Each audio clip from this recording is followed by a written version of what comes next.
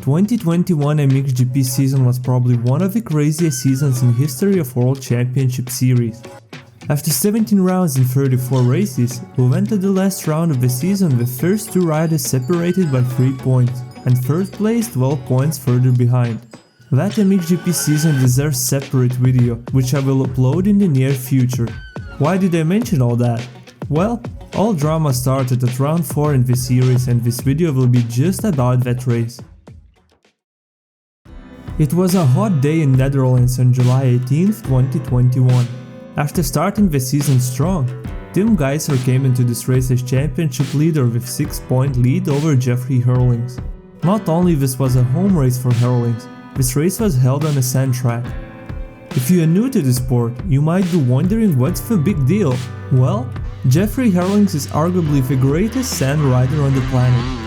It's mind-blowing watching him get around the track and use track's roughness to his advantage, jumping over acceleration and braking bumps and treating them as small jumps.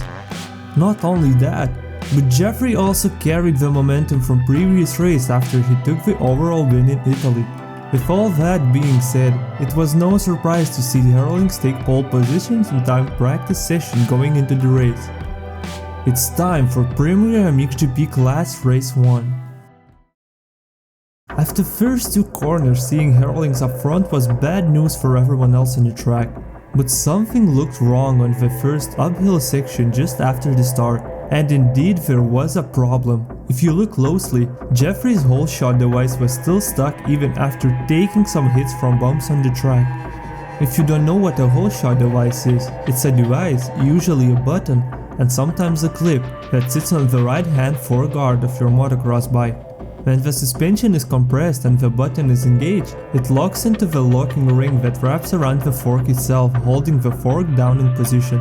The device will automatically disengage when the suspension is compressed. The holeshot device, also referred to as a launch control device, assists in preventing the bike from doing a wheelie while keeping the front wheel nice and low when the gate drops and you release the clutch, meaning you are much less likely to loop out with the weight of the bike being brought forward. A holeshot device doesn't remove the need for good technique. However, it's rather a tool that significantly helps in getting traction on the rear wheel and launching out of the gate. Why was this information important? Coming up to the first jump, Jeffrey's suspension was still locked. When they hit the takeoff with no room for suspension to work, a holeshot device finally released, absorbing all the speed he carried, cutting his jumping distance. With the speed that Jeffrey carried, it looked like he was going to send the jump and land way further than he did.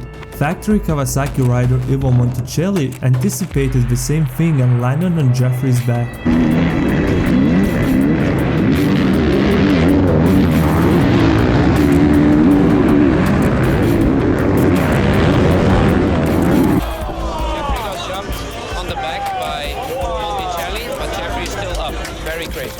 Steals through, and it's Coldenhoff alongside him, the two Dutch riders. Oh! It looked like Herlings just shrugged it off and rode away like nothing happened, but that was not the case. At the moment we didn't know, but the incident left Jeffrey pretty banged up as he was moving his arm around as he came through the mechanics area. I think he's hurt. Eventually, Herlings took the race win and immediately found out that he had fractured left shoulder blade. After the race, he said he could barely lift his arm to shoulder level. So what happened in this race and how Jeffrey Herlings managed to win the race? Let's take a look. After being landed on, Jeffrey finished lap 1 in 4th position behind Coldenhoff, Febvre and Gajser. He was definitely feeling the impact as he was trying to find some rhythm in the race. Jeffrey slowly started to fall back, little by little. First 13 minutes passed and Herlings was 8.9 seconds behind the race leader Glenn Coldenhoff, who was being closely hunted by Romain Febvre. 17 minutes into the race and top 3 riders were only 2.5 seconds apart each other, with Herlings 7.1 seconds behind. Febvre tried to make a move for the lead on several occasions but made a mistake with 12 minutes to go and lost his rear end, which put him on the ground. But it didn't take him long to get back up, but he lost second position to Tim Gajser. Jeffrey could see at least 2 riders right in front of him now, and slowly and steadily started to close the gap. Can you get ice here? Because he got jumped on the shoulder by Monticelli. I would like to put ice on the shoulder straight away. Can you ask the medical or something? He has not given up. He will not give up. Less than 9 minutes could be seen on the clock as they crossed the finish line, and Febvre put on a charge again, moving past Gajser just after the finish. Watching that pass flicked a switch in Herlings as he picked up the pace rapidly and closed in on Gajser in no time. As fast as he closed in, he passed Gajser on the same lap and now had second and first place inside just in front of him. Romain Febvre was throwing everything he had at Coldenhoff and didn't even notice how fast Jeffrey closed in behind him. With 5 minutes left in the clock, jumping downhill, it was Febvre's first sight of hard charging Herlings right behind him. Romain is a very stubborn rider and didn't make it easy for Herlings as he fought back. It's just unbelievable, riding with fractured shoulder blade and on poor adrenaline. Herlings was on rails as he muscled his way around Febvre on the following lap. Cool head. Oh, and he runs it down the inside of the Kawasaki rider. Jeffrey now had race leader right in front of him, and he had 3 minutes plus 2 laps to make his move if he wanted to win the race. It was only a matter of time before the lead was stolen by a bullet. Herlings was on another level and you could absolutely see it.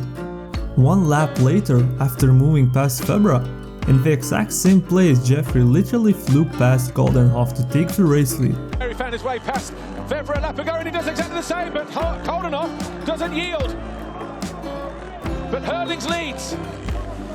With 1 minute plus 2 laps on the clock, he only needed to stay on 2 wheels and the job was done.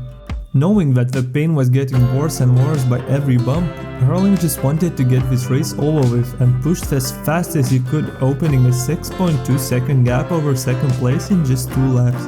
With few corners to go, he backed off the pace and won the race. Bittersweet victory as he didn't even celebrate on the checker flag. He rushed to do the interviews as fast as possible and get his shoulder checked up. In the post-race interview, you could see in how much of a pain he was in.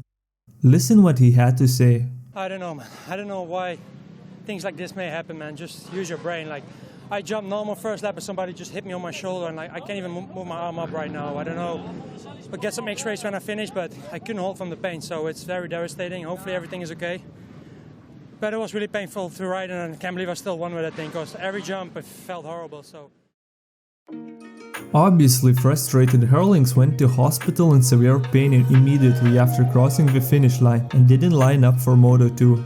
I am at a loss for words, Herlings revealed devastated. I did it so clever this year, I didn't take any risks and everything went according to plan. I almost had the World Championship lead and then this.